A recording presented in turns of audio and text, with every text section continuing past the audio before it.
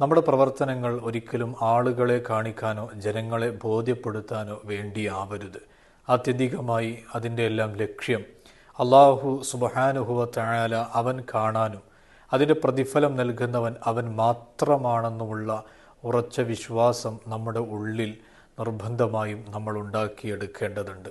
ഹബീബായ മുത്തുനബി സല്ലല്ലാഹു അലൈഹി വസല്ലമ തങ്ങൾ ഒരിക്കൽ സ്വഹാബത്തിനോട് പറയുന്നുണ്ട്, അഖ്വഫു മാ അഖാഫു അലൈക്കും അശ്ശിർകുൽ അസ്ഗർ.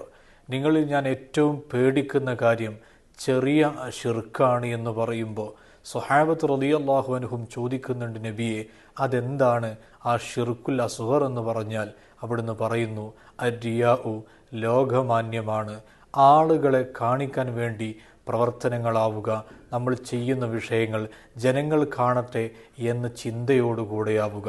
പരിശുദ്ധ ഖുർആൻ കൃത്യമായി പറയുന്നുണ്ട്, വൈലുല്ലിൽ മുസല്ലീൻ അല്ലദീനഹും അൻ സ്വലാത്തിഹിം സാഹൂൻ അല്ലദീനഹും യുറാഊൻ.